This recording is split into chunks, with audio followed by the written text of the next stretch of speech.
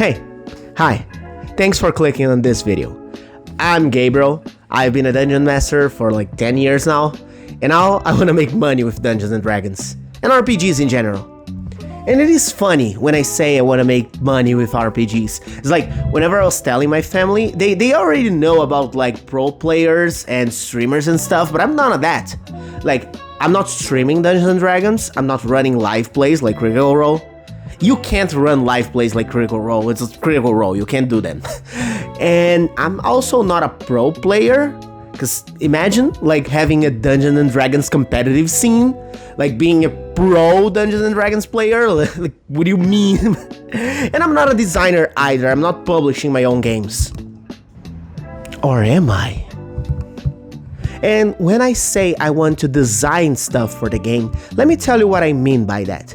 So, at first, where did that came from? So, when I was playing Dungeons & Dragons back then, I had a group of friends and I want to run Dark Sun with them. If you don't know what Dark Sun is, you might be a 5e Andy like me. So, Dark Sun is this setting for Dungeons & Dragons. It is pretty old. It's from like 3rd edition, 4th edition, and it has never been adapted to 5th edition. So it is something, it's like a relic from the past. But it is a really cool setting, and I want to play on it. But I've only ever played 5th edition, and I didn't want to switch systems, because that's what a 5e Andy is, we don't want to switch systems. Just kidding. So what I had to do is that I had to make some adaptations, and I had to bring Dark Sun to 5th edition. And I had to do it by myself. I mean, probably a bunch of people have done it by now. If you go check on Reddit, especially on Dark Sun Reddit, you're gonna see a bunch of 5e adaptations for Reddit. You're gonna see a bunch of like own systems people build to play Dark Sun. But I had to do my own because it was fun. Because it was really fun to do so.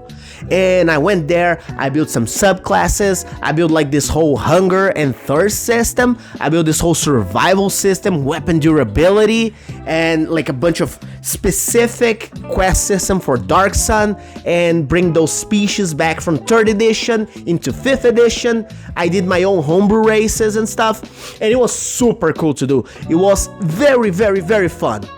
And now, I want to bring that energy, I want to bring that thing into like a professional setting. I want to build my own products, I want to build my own cool stuff to sell to people. But there is a big difference, and I mean a very big difference, between homebrewing something for your table and publishing something online. When you homebrew something for your table, like for example, the subclasses and systems that I did for Dark Sun, I could just like, whenever something is not working at the table, I could just rebuild it. Like, if something was not balanced properly, I could just change the balancing.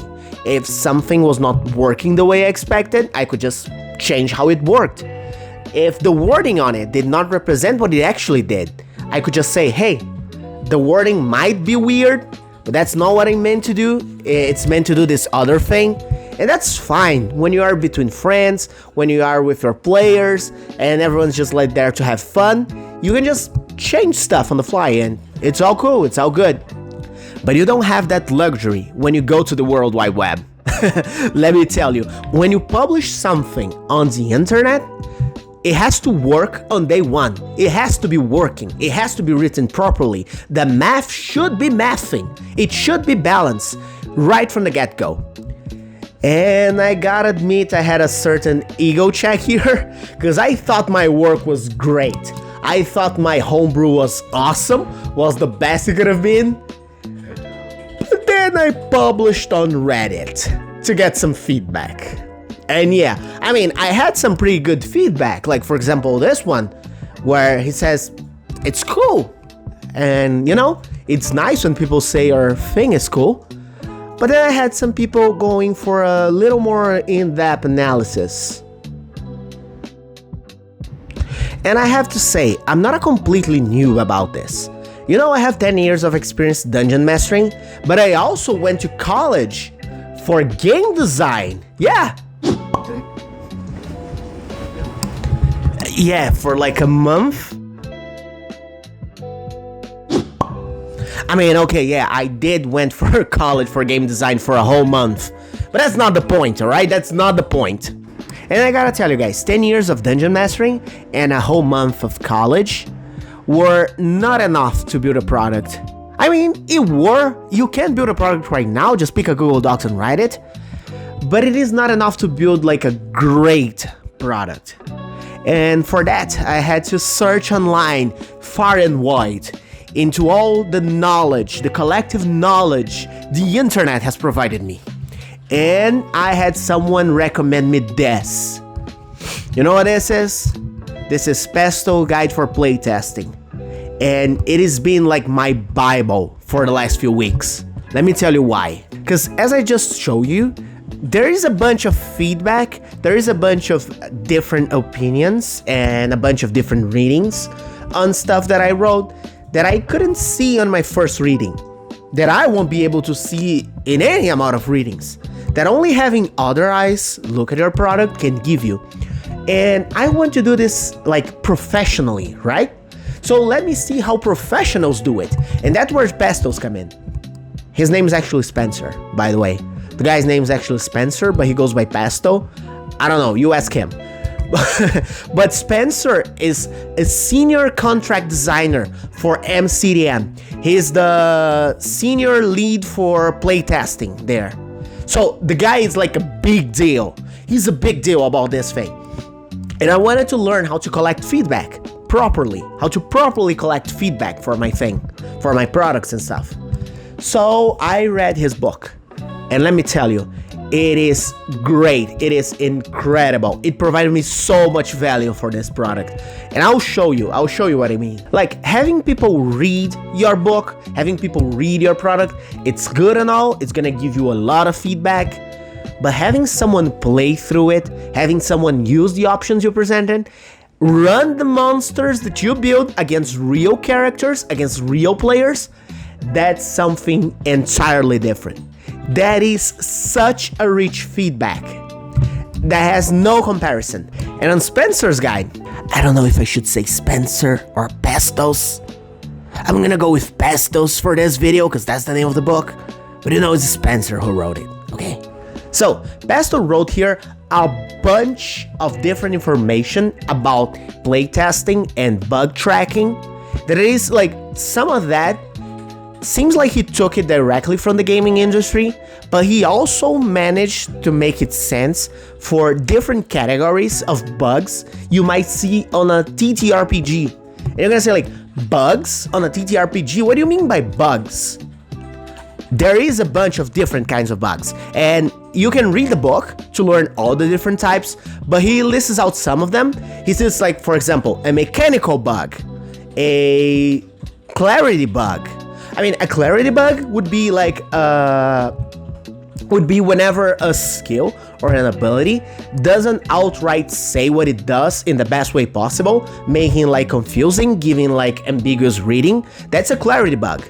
A feedback bug. A feedback bug. A feedback bug. English is not my first language. Sometimes it gets hard, but a feedback bug. I got it. A feedback bug would be whenever an ability or a skill or a monster trait is not giving out the fantasy you want it to give.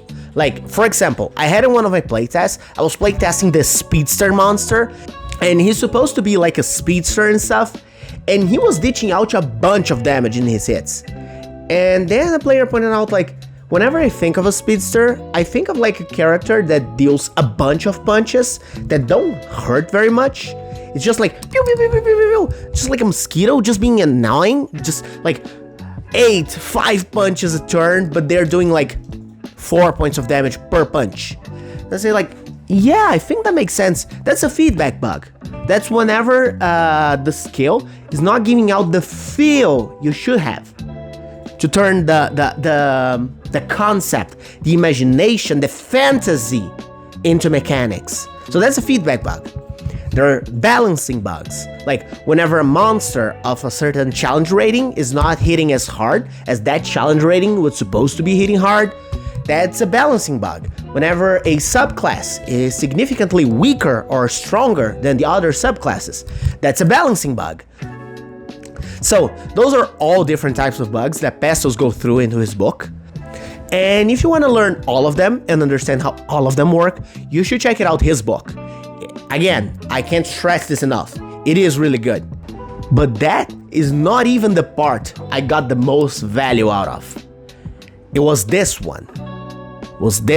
About collecting feedback at the end of a session. Collecting feedback after playing the session, after running through the material from your players. It is, for me, the most important part of the process. You can fuck this up here. If you don't open up the opportunity for them to give you the right feedback, you can fuck this up. But when you do it correctly, it is the most valuable piece of feedback you'll ever get. Because they play through the thing. They use the classes. They fought the monsters. They got a better feel about the material than any proofreader will ever get. And I'll give you another example here. So, the thing I'm playtesting right now, it is this product. It is Super Heroic Options for 5th edition. It is sort of like a superhero themed subclasses. It is very inspired by this game. You probably played this game, Dispatch, the comedy superhero genre thing. It is awesome. I love Dispatch. You should play it. It is incredible. Okay, so this is the product that I'm trying to playtest, and one of the options in this product, it is a barbarian subclass called the Path of the Werebat. And the Werebat is this really cool transformation. It is like a werewolf, but it is a bat, not a wolf.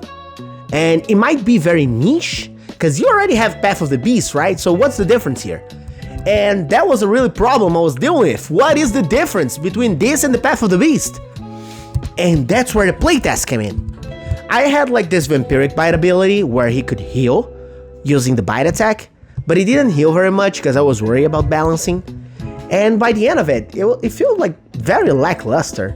He didn't have anything that distincted very much from the Path of the Beast, apart from like flying speed, which is very good. But during the playtest, I got very, very good feedback. For example, yeah, healing, not healing too much, duh. But also, that a flying barbarian can do a few cool things. For example, they gain extra mobility, so they gain extra speed, they can fly faster, and barbarians are kind of good grapplers. You get what I'm saying? So, I added some grappling abilities, I buffed the healing, and now this barbarian has a specific niche. He's like a healing tank that can also pick up people from the fight, fly all the way up, and drop them somewhere. Maybe stealth before the fight, and then jump from the ceiling like Batman, pick up someone, fly off, throw them in the trash. And that's like an awesome play pattern. So this whole play pattern emerged from this subclass just by play testing it. Just by having people playing with it and saying like, hey, I found it like okay, but there was this one part that was really cool but unexplored, and I was like, ooh, let's explore that. Let's explore that. And now this subclass does have a niche. It does have something very distinct from the Path of the Beast. It does have a reason to play it. And I hope you'll play it eventually, once I finish writing the product. And as I said, I couldn't have built this product the way he is without playtesting. It wouldn't be nearly as good. I mean, I tried everything that I could to make the best product I can, but as Pestos put it in his guide, playtesting is what turns good products into great ones. And I want to build the greatest product I can if this is my debut into writing stuff. This won't exactly be my debut. My actual first product was a sheet tracker that I wrote on this video for you to track character arcs. It is system agnostic, though it is being heavily inspired in Legends in the Mist, the rustic fantasy RPG. You should check that one out. Oh, and if you want to play Legends in the Mist or Dungeons & Dragons or anything else with me, I'm running games on Start Playing Games. You can check out the links below to play a game with me. And I hope to see you at the table. Bye bye. Pestos.